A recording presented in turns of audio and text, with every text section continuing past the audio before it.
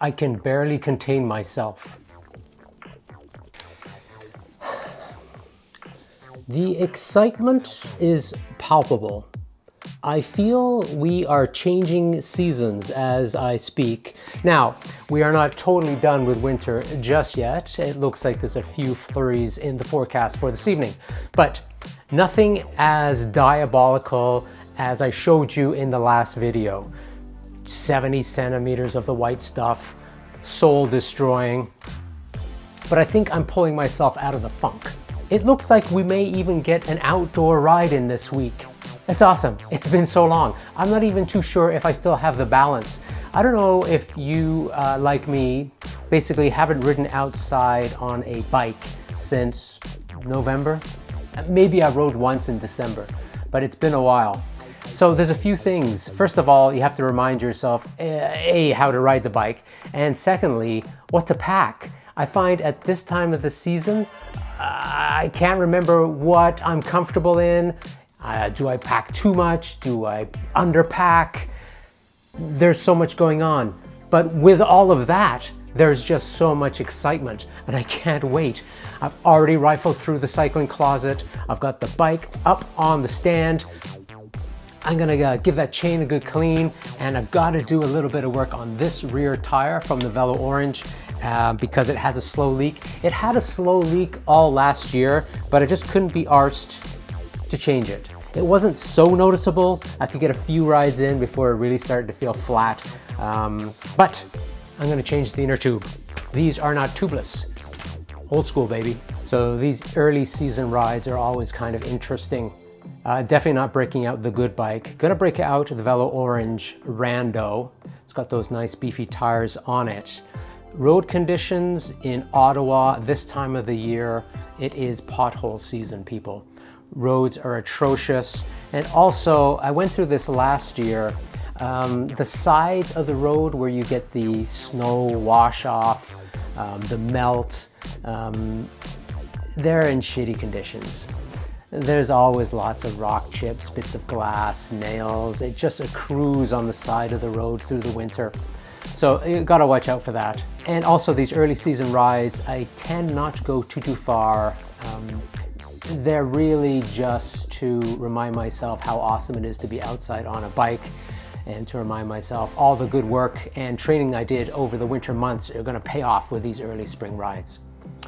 So let's get that inner tube installed and get ready to go for a noodle. I think it's going to be 7 degrees on Tuesday, but even better than that on the weekend, next Saturday, they're talking about 10 degrees. I can't believe I'm so excited for 10 degrees. So all of my palpable excitement has to be tempered somewhat, as my better half, the lovely Linda, is traveling right now. She's away for a couple of weeks. She's actually, I think halfway on her way right now to Hong Kong, and then from Hong Kong she's going to make her way to Ho Chi Minh City in Vietnam. So she's going to be in Vietnam for a couple of weeks. I'm not too sure we've been away from each other for this length of time, so it's a bit of an adjustment. Not a huge fan of being apart for 2 weeks, but it's only 2 weeks and she'll be back before we know it. So I'm just getting out of the house and stretch the legs a little bit. I actually plan on doing a little bit of record shopping. There's a record store I like to go to. It's down in an area called Old Ottawa South. It's called Vertigo. They lean more towards the punk and post-punk type of music. And yeah, I'm kind of in the mood for that today. Reading a great book while we're on the topic of music by Kathleen Hanna.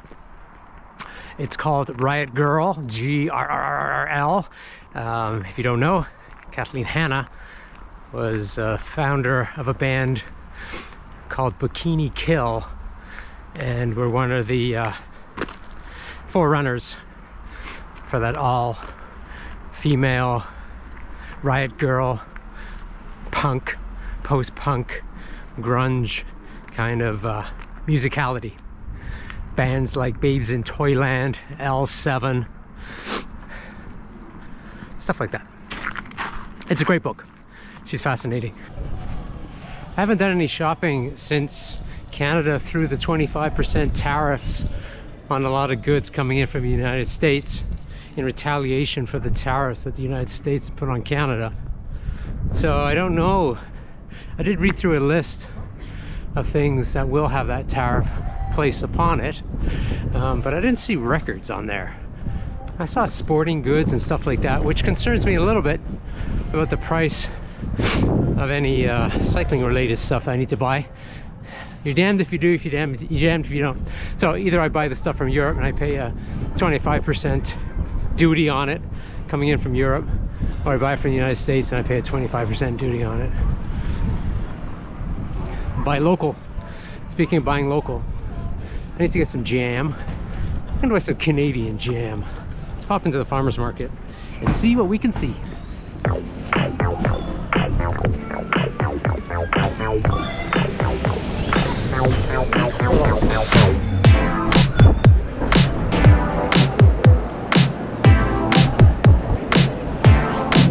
The last time I was at this farmer's market was during COVID.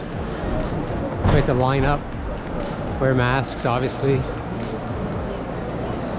social distancing. All right, jam, jam, jam, jam. Where are you?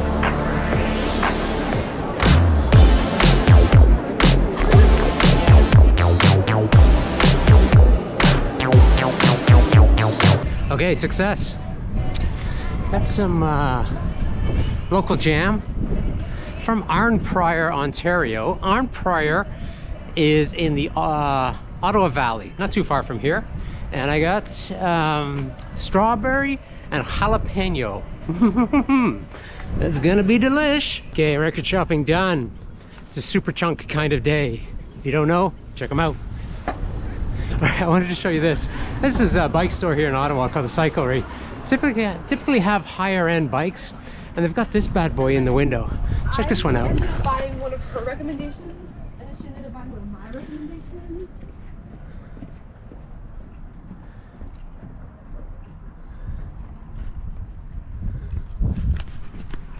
Factor Ostro. Fortunately, it looks a little too small for me. Oh, damn. Damn it. Otherwise, hey. Oh, and the other problem, they're closed today. Because otherwise, I'd be all over it.